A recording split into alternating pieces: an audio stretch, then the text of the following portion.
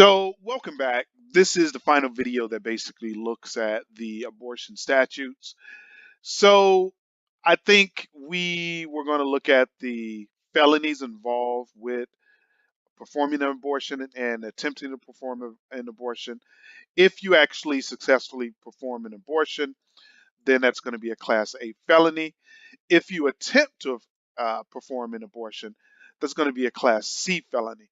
So one would wonder what are the actual fines or what's the actual penalties for attempting or actually successfully performing an abortion.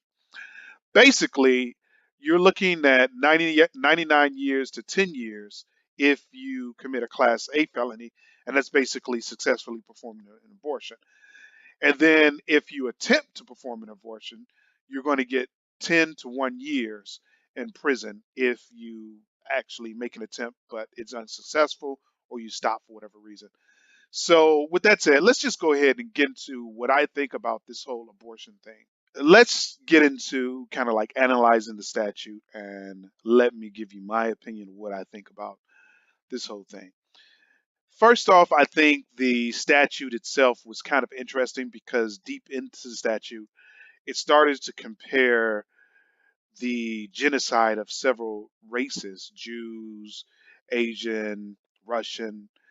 It compared genocide with those races to abortion in the United States. Now, right off the bat, I'm just going to say I thought it was interesting that they didn't talk about the amount of people who died because of slavery, especially seeing that it's a southern state. But that's just one of the things I noticed as a black man. But I'm not going to get into that. It's not really relevant for this video. So I thought it was interesting. And I kind of thought it was a good argument because they're saying that all these people over the course of years have died because of genocide, because their race were potentially, I'm not going to say wiped out, was decimated. Maybe decimated is a pretty good word. All these races were decimated, and the number of people that were killed in the total of all those genocides is probably a tenth of the people that are killed or babies that are killed in the United States because of abortion. So I thought that was a pretty compelling argument.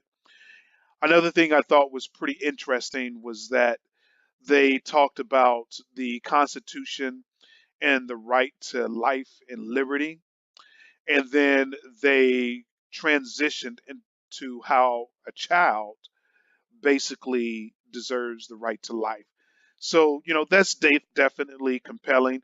If I can remember the quote right from the Constitution, it basically says that all men are free and equal and have an inherent right to life, liberty, and property, or something of that nature.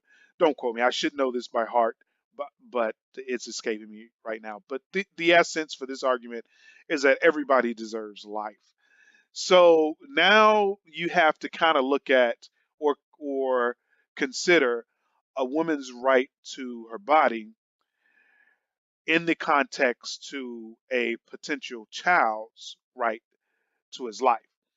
Now I know in this view or in this consideration basically is difficult where there actually have been debates on when a child actually comes into life. I'm not a doctor.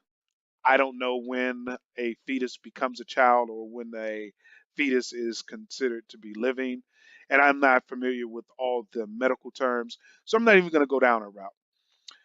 The only thing I'm actually going to say is that as a man, I don't feel I have a right to generally tell a woman what she should do with her body, right?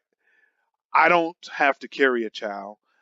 I don't have to give birth to a child. So therefore, I don't have that much of a say in whether or not a woman is going to have a baby or not. It's just simply not my right to speak. At least that's how I feel.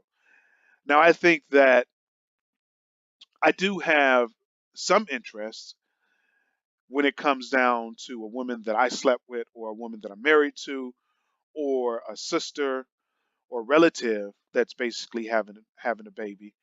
I believe I have a right to speak then, right? Especially if it's my child. I think I have a right to speak, but ultimately, I don't think I can, ultimately decide what a woman's going to do with her body, even if it is somebody that I've, slept with. It's just simply not my say, because she's the one that's going to have to carry the child. She's the one that's going to have to give birth.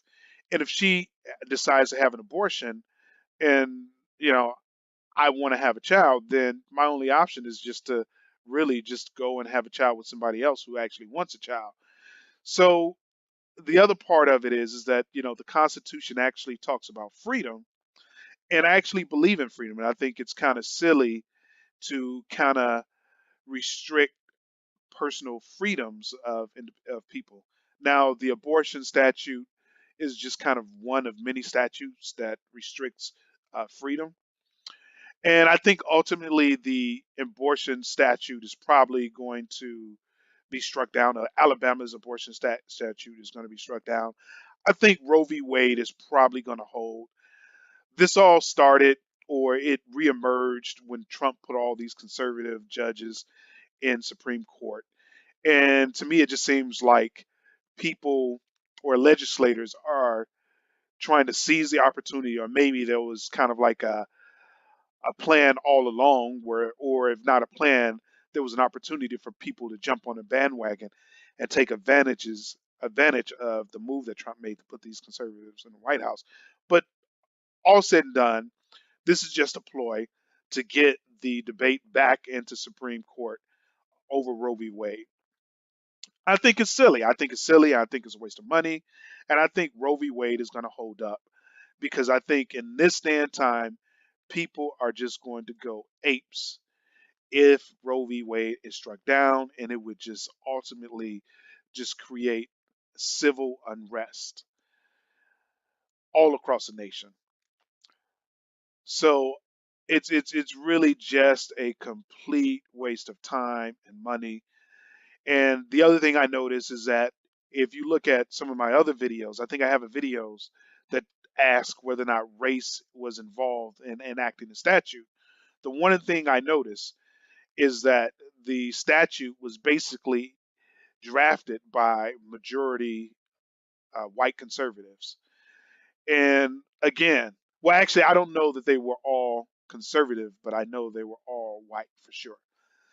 Now, or at least from the information I found, you can actually watch that video. Now, I just kind of think that, these challenges to Roe v. Wade is kind of coming from one class of people.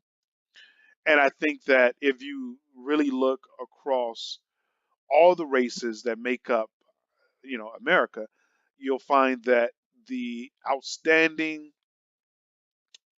opinion is that people want to have a right to do what they want to do with their bodies. They're not, so long as you're not hurting anyone, so long as you're not doing damage to anyone else, then you should be able to do what you want to do. Now, I understand that, there is a child involved, but, again, or a potential child involved. I'm not going to get into at what stage a fetus becomes a child. I'm not going to get into that. But I think the focus should be put on that the child or the fetus has to grow in the woman's body, and the child or the fetus have to pass through the gates of the woman's body. So if the woman decides that she doesn't want to have a child, then that's just simply her business. So that's it. That's my 2 cents on this. Please subscribe, leave your comments below, and let me know what you think. Thanks for watching.